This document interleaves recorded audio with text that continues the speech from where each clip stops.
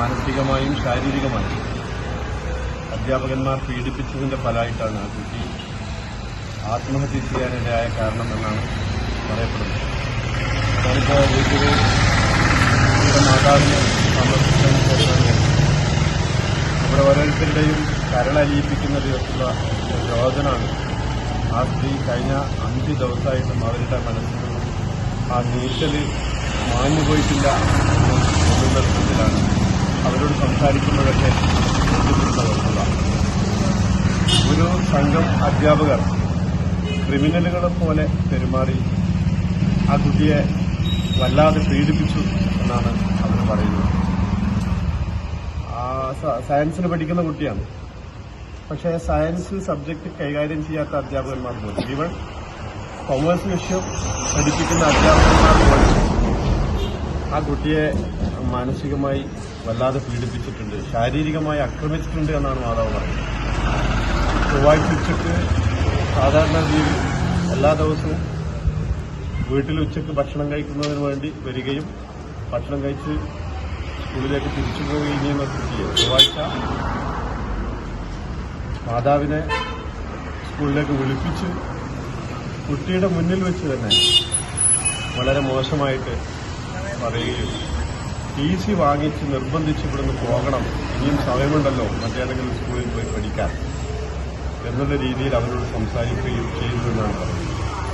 ചില ദിവസങ്ങളിലൊക്കെ വീട്ടിലേക്ക് വരുന്ന സമയത്ത് ചെവി പിടിച്ച് ചുവന്ന് കുട്ടി വല്ലാതെ കരഞ്ഞിട്ടാണ് പോകുന്നത്. സത്യത്തിൽ അമ്മയുടെ മുമ്പിൽ വെച്ച് മറ്റധ്യാപകന്മാരുടെ മുമ്പിൽ വെച്ച് ആ കുട്ടിയെ വല്ലാതെ മാനസികമായി പീഡിപ്പിച്ചതിന്റെ ആ വ്യത താങ്ങാൻ പറ്റാത്തതിന്റെ പ്രയാസത്തിലാണ് ആ കുട്ടി ആത്മഹത്യ ചെയ്തത് എന്നാണ് പ്രഥമദൃഷ്ട്യാ നമുക്ക് എല്ലാവർക്കും ബോധ്യപ്പെടുന്നത്. ഇത് അധ്യാപകന്മാരാണ്, സാഡിസ്റ്റുകളായിട്ടുള്ള അധ്യാപകന്മാർ. അച്ചടക്കമൊക്കെ അനിവാര്യമാണ്. പഠന നിലവാരം മെച്ചപ്പെടുത്തുന്നതിന് വേണ്ടി ആവശ്യമായിട്ടുള്ള സംവിധാനങ്ങളും ക്രമീകരണങ്ങളൊക്കെ എല്ലാ സ്കൂളുകളിലും നടത്താറുണ്ട്. പക്ഷെ ഇത് എല്ലാ അതിർവരമ്പുകളും ലംഘിക്കുന്ന വിധത്തിൽ ക്രിമിനലുകളെ പോലെ അധ്യാപകന്മാർ പെരുമാറി എന്നാണ് ഇതിലൂടെ നമുക്ക് മനസ്സിലാക്കാൻ കഴിയുന്നത്. അതുകൊണ്ട് ഇത് അവസാനിപ്പിക്കേണ്ടതുണ്ട്. ഒരു അമ്മയ്ക്കും ഒരു കുടുംബത്തിനും പറ്റിയിട്ടുള്ള ഒരു പ്രയാസമാകുന്നത് പൊതുസമൂഹത്തിന് ഇടയിൽ ആകെ ചർച്ച ചെയ്യേണ്ടുന്ന ഒരു വിഷയമാണ്. ഇത്തരത്തിൽ കുട്ടികളെ പീഡിപ്പിച്ചുകൊണ്ടല്ല അവരുടെ പഠന നിലവാരം മെച്ചപ്പെടുന്നത്. അതിനാവശ്യമായിട്ടുള്ള സൈക്കോളജിക്കലായിട്ടുള്ള അപ്രോച്ച് ഒക്കെ പല തലത്തിലുണ്ടല്ലോ. അതിപ്പോ സ്കൂളുകളിൽ തന്നെ കൌൺസിലിംഗ് ഒക്കെ നടത്താനുള്ള സംവിധാനങ്ങളൊക്കെ ഉണ്ട്.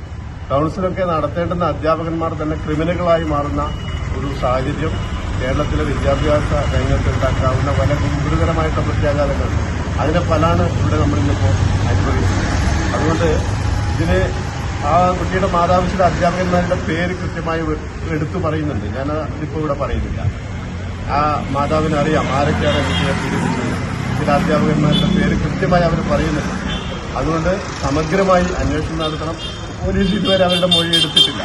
അവരുടെ ഒരു പ്രയാസം എന്റെ അടുത്ത് അവർ പറഞ്ഞത് എന്റെ ബോധം നശിക്കുന്നതിന് മുമ്പെങ്കിലും പോലീസിനോടൊന്ന് വന്നിട്ട് എന്റെ മൊഴിയെടുക്കാൻ പറയണമെന്നുള്ളതാണ്. അപ്പൊ അതിലുണ്ടാകുന്ന കാലതാമസം പോലും വളരെ ഗുരുതരമായിട്ടുള്ള പ്രയാസങ്ങൾ ഉണ്ടാക്കും. അതിൽ ദുരൂഹത സൃഷ്ടിക്കപ്പെടും.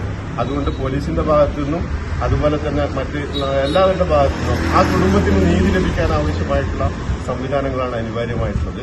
അത് ഉത്തരവാദപ്പെട്ട ആളുകൾ ആ കാര്യം ശ്രദ്ധിക്കും എന്ന് ഞങ്ങൾ വിശ്വസിക്കുന്നു. ഇല്ല എങ്കിൽ അതിനെതിരായി ഈ നാട്ടിലെ ജനങ്ങളെ അണിനിർത്തിക്കൊണ്ടുള്ള പ്രക്ഷോഭങ്ങൾ. ഇപ്പൊ വിദ്യാർത്ഥികൾ ഇന്ന് സമരരംഗത്താണ്. MSF ആയാലും അതുപോലെ തന്നെ KSU ആയാലും ഈവൻ SFI ആയാലും അവരെല്ലാം ഇന്ന് സമരത്തിലാണ്. അതുപോലെ തന്നെ ജനങ്ങളെ അണിനിരത്തിക്കൊണ്ട് ഇത്തരത്തിലുള്ള ഈ തെറ്റായിട്ടുള്ള പ്രവണത അവസാനിപ്പിക്കുന്നതിന് വേണ്ടിയിട്ടുള്ള അതിശക്തമായിട്ടുള്ള സമരപരിപാടികളിലേക്ക് പോകേണ്ടി വരും. അത്തരമൊരു ഘട്ടത്തിലേക്ക് പോകാതിരിക്കാനുള്ള ജാഗ്രത പോലീസ് ഉദ്യോഗസ്ഥന്മാരും കാണിക്കണം, മറ്റധികാരികൾ കാണിക്കണം എന്നാണ് ഈ സമയത്ത് പറയാൻ.